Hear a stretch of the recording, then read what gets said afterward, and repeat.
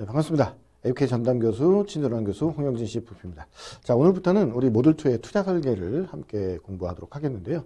자, 모듈2는 뭐 모든 과목이 다 30문항씩 출제가 되기 때문에 뭐 어떤 특정 과목이 더 중요하다 뭐 이렇게 말씀드릴 수는 없고요. 뭐 보통 이제 여러분들의 어떤 성향에 따라서 잘하는 과목, 못하는 과목, 그렇죠? 그래서 잘하는 과목에서는 고득점하고 못하는 과목에서는 좀 선방해서 평균 내서 내가 합격하겠다 이런 전략으로 좀 가셔야 되고요. 우리 투자 설계 30문항이 여기에 총 7개 장으로 구성이 되어 있는데 1장은 투자의 이해라 그래서요. 여기는 뭐 간단하게 한 문제 정도 나올 것 같은데 안 나오는 경우도 있어요. 그죠? 그래서 안 나오거나 한 문제 정도 이렇게 나오게 됩니다. 그래서 1장은 가볍게 여러분들이 이제 보시면 될 것 같고 중요한 건 이제 2장 거시경제 관련한 거죠. 그래서 사실 이제 그 거시경제 관련한 내용이 전면 개정 이전에 굉장히 많은 내용이 있었는데 좀 많이 빠졌어요. 많이 빠져갖고 내용이 좀 축소가 됐고요. 대신에 그럼에도 불구하고 아직도 내용이 좀 많기 때문에 한 대여섯 문제는 나옵니다. 대여섯 문제. 그래서 굉장히 중요한 장이 2장이다. 자, 그 다음에 이제 뭐 너무나도 중요한 3장 현대 포트폴리오 이론을 다루고 있는데요. 여기서는 뭐 내용이 조금 뭐 늘어난 부분이 있습니다. 내용이 좀 늘어나고 조금 더 이제 CAPM이라든가 이런 내용들을 좀 자세하게 좀 다루고 있어서 7, 8문제 정도 이제 출제가 됩니다. 좀 출제 비중이 좀 많아졌고요. 자, 그 다음에 이제 그 4장 같은 경우는 뭐 우리 전면 개정 이전에는 주식 파트 따로, 채권 파트 따로 있었던 것을 2개 파트를 합쳤어요. 2개 파트를 합치면서 내용을 일부 좀 빼긴 했는데 그럼에도 불구하고 2개 파트를 합치니까 상당히 많죠. 그렇죠? 여기도 7, 8문제 정도 출제가 된다. 그래서 주식 절반, 채권 절반 이렇게 나온다라고 생각하시면 되고요. 그래서 2장, 3장, 4장이 뭐 거의 핵심이다. 이렇게 좀 보시면 되는데 자, 5장은요. 전면 개정 이전에 굉장히 그 마지막 장에 뭐 일부 조금 있었던 것을 끄집어내 가지고요. 조금 내용을 늘렸어요. 그래서 펀드 및 구조화 상품 투자라고 그래서 내용을 좀 늘려서 좀 새로 들어왔기 때문에 좀 내용을 보시는데 한 서너 문제 정도 나올 거라고 예상을 합니다. 그래서 그렇게 이제 보시고 자, 6장이 투자 전략이죠. 투자 전략이 이제 주식의 투자 전략, 뭐 채권의 투자 전략, 그다음에 이제 뭐 파생상품 투자 전략해서 여러 가지 다 들어있기 때문에 상당히 중요하고요. 여기 뭐 보면 6, 7문제 정도 출제가 될 걸로 예상이 됩니다. 그래서 6장 파트가 상당히 중요하죠. 그렇죠? 특히 제일 중요한 게 선물이나 옵션. 그렇죠? 선물과 옵션이 좀 집중적으로 많이 나올 거라고 생각이 들어요.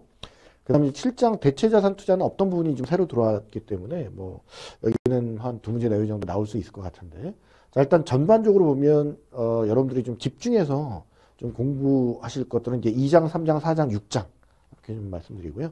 그 다음에 조금 더 보실 것은 이제 5장 정도, 그죠? 이렇게 생각하시면 되지 않을까 이렇게 생각이 듭니다. 자, 그럼 이제 뭐 1장 투자의 이해 부분은 안 나올 수도 있고 뭐 나온다면 한 문제 정도 나올 거라고 이제 예상이 되는데 개념 정립하는 정도로만 이제 보시면 됩니다. 특히 이제 저축과 투자의 차이, 투자 설계 중요성 뭐 이런 것들은 이제 간단하게 훑어보시는 정도면 될 것 같고요. 좀 더 나온다면 금융상품의 이제 법률에 따른 분류 체계, 그다음 투자 위험 이런 것들을 우리 살펴보시면 되겠죠. 그런 내용 이제 보실 건데요.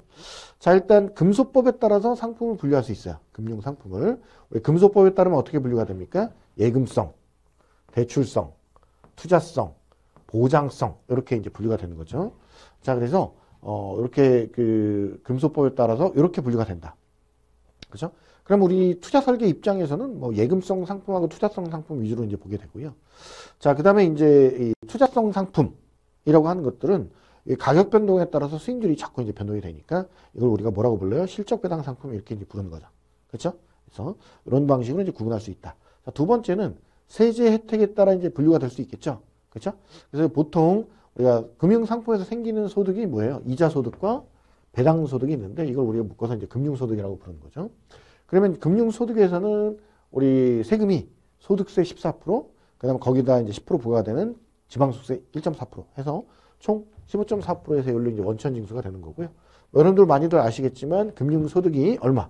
연간 2천만 원을 초과하면 금융소득 종합과세 대상자가 됩니다. 그러면 15.4%가 아니라 이제 그 누진세율로, 그죠? 누진세율로 과세가 된다는 거. 자, 그러면 이제 뭐 이런 금융소득 종합과세를 좀 피하기 위해서는 어떤 부분들이 있습니까? 비과세 상품이라든가 분리과세 상품이라든가 이런 세제 혜택을 주는 그런 상품들을 잘 선택을 해서 혜택을 보는 게 좋겠고, 그죠? 그 다음에 이제 소득공제나 세액공제 그런 상품을 잘 골라서 혜택을 이제 보는 게 좋겠습니다. 자, 그다음에 이제 대표적으로 우리 그 ISA, 그죠? 개인 종합자산관리 계좌라고 하는 건데, ISA 같은 경우는 기본적으로 이제 그 거기서 발생하는 수익 200만 원까지는 비과세거든요. 물론 이제 서민형이라든가 농어민형 같은 경우는 400만 원까지가 이제 비과세죠. 그러면 요 한도 금액을 넘는 금액은 뭐예요? 요거는 분리과세 처리를 해줍니다. 그래서 그 수익이 이제 그 9% 지방소득세 포함하면 9.9%로 이제 분리과세가 되니까 일정 금액까지는 비과세, 넘는 금액은 뭐 그 분리과세 이렇게 처리가 된다는 거 알아두시고요. 자, 그다음에 연금 계좌 일정 한도 이내에서 납입하는 금액은 세액공제 혜택이 있는 거죠.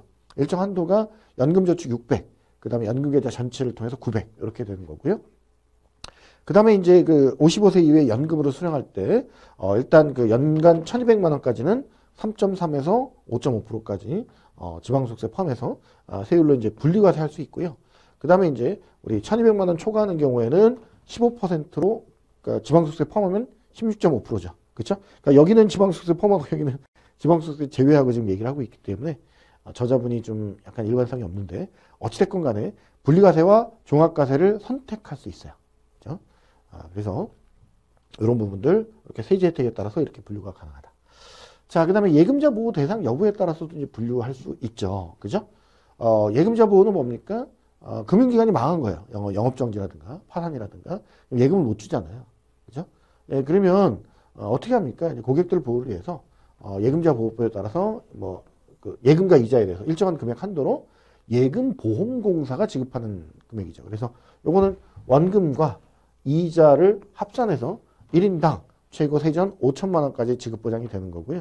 여기 이제 외야 예금 포함하고요. 동일 금융회사 내에서 예금자 1인이 받을 수 있는 총액입니다. 그래서 한 회사에 5천만 원이라는 거. 자, 그런데 우리 DC형 퇴직연금 계좌하고 IRP 계좌에서 예금자 보호 대상 상품에 이제 가입을 했다.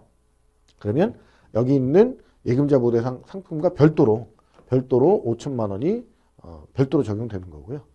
자, 그다음에 이제 그 ISA 계좌 같은 경우는 여기 이제 그 퇴직연금 계좌 별도로 다른 금융 상품과 합산해서 5천만 원 한도가 적용되는데 요건 이제 요것도 별도로 하는 걸 추진을 하고 있습니다. 그래서 참고로 알아두시면 될 것 같고요. 자, 금융투자 상품. 자, 금융상품 중에 금융투자 상품을 끄집어내서 이제 보는데 금융투자 상품은 말 그대로 투자성이 있는 거예요. 그죠? 그러면 우리 자본시장법에서 보면요. 이런 것들을 금융투자 상품이라고 얘기를 하고 있습니다. 첫 번째는 자, 이익을 얻거나 아니면 손실을 회피할 목적이 있어야 되고요. 두 번째는 현재 또는 장래에 특정 시점에 금전 등을 지급하기로 약정함으로써 취득하게 되는 어떤 권리. 그 다음에 원금 손실 가능성이 있는 것. 이걸 금융투자 상품이라고 보고 있습니다. 자, 그래서 뭐 이런 요건을 충족하더라도 일단 권리가 아닌 실물자산 등은 금융투자 상품에서 제외되죠. 실물자산이니까 금융상품이 아니잖아요. 자, 그 다음에 이제 보면 원화로 표시된 양도성 예금증서 CD, 그죠? 관리형 신탁, 그다음 주식 매수 선택권 뭡니까? 주식을 살 수 있는 선택권이죠. 스톡옵션, 그죠? 이런 것들은 금융투자 상품이 아니다라는 거 같이 체크해 놓으시고요. 자, 그 다음에 우리 변액보험은요, 보험 상품이잖아요, 그죠? 근데 펀드에 투자하는 보험이에요. 자, 그러니까 요 위의 조건을 모두 다 충족한단 말이죠. 그래서 금융투자 상품으로 분류가 되고 있습니다. 자, 그러면 금소법에서는 금융투자 상품이라는 표현 대신에 투자성 상품이라는 용어를 쓰고 있죠. 우리 앞에서 이제 보셨죠. 그래서 우리 자본시장법에 따른 금융투자 상품뿐 아니라 연계투자, 즉 P2P 투자라고 하는 거하고 투자성 있는 신탁계약, 그리고 자본시장법에 따른 투자 일임계약까지 이제 포함하는 포괄적인 개념이 되고 있습니다. 자, 그러면 우리 금융투자 상품은 어떻게 구분합니까? 일단 증권과 파생상품으로 구분하는 거죠. 그렇죠? 자, 증권과 파생상품으로 구분합니다. 자, 그러면 우리 증권이라고 하는 금융투자 상품 자체가 원금 손실 가능성이 있잖아요. 그렇죠? 예, 그래서 우리 발생할 손실이 투자 원금 이하인 금융투자 상품. 그러니까 얘는 원금 손실만 가능한 게 증권이고요. 파생상품이라는 것은 손실이 원금을 초과할 가능성이 있는 금융투자 상품. 그러니까 예를 들어서 내가 100만 원 투자했는데 최대 손실이 100만 원이야. 그럼 증권이에요. 내가 100만 원 투자했는데 손실 1000만 원도 볼 수 있고 2000만 원도 볼 수 있어요. 100만 원밖에 투자 안 했는데. 그런 것들이 파생상품인 거죠. 그렇죠? 그러니까 원금 손실 가능성이 있다? 그럼 증권인데 원금 초과 손실 가능성이 있다? 그러면 파생상품이 되겠죠. 그죠? 자, 그러면 우리 증권은요. 증권은 이렇게 분류합니다. 6가지로. 그죠? 채무증권, 지분증권, 수익증권, 투자계약증권, 파생결합증권, 증권예탁증권 이렇게 6가지 형태로 분류를 하는데요. 자, 채무증권은 우리가 많이 알고 있는 채권입니다. 채권. 그러니까 국채, 지방채, 특수채, 사채, 기업어음 뭐 등등 지급 청구권이 표시가 된 거죠. 그죠? 이렇게 좀 보시면 되겠고요. 자, 지분증권은요. 주식입니다. 쉽게 얘기하면. 주권, 신주인수권. 그죠? 출자 증권, 출자 지분. 자, 이렇게 해서 전반적으로 출자 지분이 표시된 게 지분증권입니다. 주식이라고 생각하시면 돼요. 채무증권은 채권이고요. 지분증권은 주식입니다. 자, 그럼 수익증권은요? 펀드 생각하면 됩니다. 펀드. 그래서 금전 신탁의 수익증권, 투자 신탁의 수익증권 등등 신탁의 수익권이 표시된 겁니다. 그러니까 얘는 펀드다. 이렇게 생각하면 되겠고요. 자, 그 다음에 투자계약증권이라고 하는 것은 특정 투자자가 그 투자자와 타인 간의 공동사업에 금전 등을 투자하고요. 자, 주로 타인이 수행한 이 공동사업의 결과에 따라 손익을 귀속받는 계약상의 권리가 표시된 거. 요건 이제 세금 설계 쪽에 가면 조금 더 자세하게 나오는데 이런 겁니다. 그러니까 예를 들어서 A하고 B하고 자, C하고 3분의 1씩 투자합니다. 이렇게 투자했어요. 그런데 A하고 B는요. 둘이서 같이 일을 해요. 공동사업을 해요. 그러니까 뭐 예를 들면 A는 뭐 관리를 맡고 B는 뭐 영업을 맡고 뭐 이런 식으로 하는 거죠. 그렇죠? 일을 하는데 자, C는 뭐 운영에는 참여 안 해요. 투자만 한 거죠. 그럼 여기서 이제 그 수익이 나오면 수익을 C한테 배분해 줍니다. 이게 투자 계약증권이에요. 그죠? 이렇게 이제 보시면 되겠고요. 보통 투자 계약증권으로 뭐 최근에 유명했던 거는 뭡니까? 음원 IP 사업에 투자하는 거 많이 이제 들어보셨죠? 우리 TV 광고에 막 윤종신하고 뭐 이런 사람들이 나와서 음원 IP 투자하는 거 막 많이 광고했잖아요. 그래서 그게 이제 투자 계약증권 범위에 이제 속합니다. 자, 그 다음에 이제 우리 그 파생결합증권은 뭐 기초자산의 가격, 이자율, 지표, 단위, 뭐 이를 기초로 하는 지수 등의 이제 변동과 연계해서 미리 정해진 방법에 따라 지급금액이나 회수금액이 결정되는 권리가 표시된 겁니다. 그러니까 이건 뭐예요? 뭐 지수가 바뀐다거나 가격이 바뀌면 여기에 연계된 방법에 따라 내가 미리 정해진 방법으로 수익을 받는 거야. 그죠? 자, 그러면 파생결합증권은요. 이게 증권이잖아요. 파생이 결합된 것이지 파생상품은 아니죠. 그죠? 우리 파생상품은요. 내가 투자한 원금보다 더 많이 손실을 볼 수 있는 게 파생상품인데 파생상품이 결합된 증권이에요. 얘는 100% 손실밖에 안 봐요. 아무리 많이 봐도. 그러니까 파생상품 제외, 그 다음에 조건부 자본증권 제외, 전환사채나 신주인수권부 사채 제외. 얘네들은 여기 채권이죠. 얘네들은 채권이거든요. 그죠? 네, 그래서 우리 여기 이제 보면 자, 채무증권은 전환사채, 신주인수권부 사채, 그 다음에 조건부 자본증권을 포함한다. 그러니까 여기는 조건부 자본증권이나 전환사채, 신주인수권부 사채는 채권이고요. 파생상품은 증권이 아니죠, 아예. 그죠? 그래서 그거 잘 구분하시고, 이게 이제 파생결합증권의 최대 손실액은 원금이니까, 원금을 초과하는 손실이 발생할 수 있는 파생상품은 파생결합증권이 아니다. 라고 하는 거 잘 체크를 해 놓으시기 바랍니다. 자, 그러면 이제 우리가 파생상품을 좀 볼게요. 자, 파생상품은 우리 장내 파생상품과 장외 파생상품 이렇게 두 가지 형태로 나눠볼 수가 있죠. 그죠? 장내 파생상품은 거래소에서 거래가 되는 겁니다. 그죠? 정형화된 시장 내에서 거래가 되는 거고요. 장외 파생상품은요, 거래소 밖에서 1대1로 계약 상대방 간에 1대1 계약으로 만나서 거래하는 게 장외 파생상품입니다. 그러면 사실 거래소에선 정형화되어 있으니까 그 거래소가 말하자면 가운데서 중개해주는 역할을 하잖아요. 그러니까 좀 안전하죠. 그런데 장외 파생상품은 거래소 밖에서 1대1로 만나서 하기 때문에 굉장히 위험하죠. 그렇죠? 자, 이제 보시면 자, 고난도 금융투자상품이라고 있죠. 그렇죠? 고난도 금융투자상품은 일단 최대 원금 손실 가능 금액이 원금의 몇 프로? 120%를 초과하는 파생상품. 파생결합증권, 위험평가액이 자산총액의 20%를 초과하는 파생상품 펀드 등이 해당이 됩니다. 그래서 숫자 120%, 20% 정도 좀 기억을 좀 해놓으시면 좋을 것 같고요. 자, 이 고난도 파생상품 같은 경우는 금소법상 적합성의 원칙이라든가 적정성의 원칙을 준수하는 것과 별도로 자본시장법상 이 고난도 금융투자상품의 내용, 투자 위험 이런 것들을 투자자가 쉽게 이해할 수 있도록 요약 설명서를 별도로 제공하도록 의무화하고 있다. 같이 좀 정리해 놓으시기 바랍니다. 자, 그 다음에 이제 우리 1장의 마지막으로 금융상품의 투자 위험에는 여기 대표적으로 3가지 정도 언급을 하고 있는데, 자, 시장 위험, 신용 위험, 유동성 위험, 이렇게 3가지를 언급하고 있습니다. 자, 시장 위험은요, 어떤 시장의 가격 변동에 따라 발생할 수 있는 위험을 얘기합니다. 그죠? 자산 가격이 바뀌면 거기에 따른 손실 위험이에요. 대표적으로 이제 상품에 따라 주식 위험, 그 다음에 이제 채권은 금리 위험, 그죠? 상품 위험, 환위험, 이런 식으로 세분화할 수 있고요. 그 다음에 신용위험은요, 이게 이제 뭐예요? 돈 못 받을 거죠. 내가 투자했는데 원금을 못 받을 위험이에요. 그러니까 만기일에 차입자가 원금을 상환하지 못할 경우에 생기는 손실 위험. 이게 이제 신용위험이고요. 다른 말로 하면 뭐 거래 상대방 위험이라고도 합니다. 그러니까 특히 이제 신용위험 중에서 장외파생 상품, 아까 우리가 봤던 거죠. 장외파생 상품은 이제 거래소 밖에서 1대1로 만나기 때문에 발행기관이 채무를 이행하지 못할 위험, 이런 것들을 거래 상대방 위험, 이렇게 얘기합니다.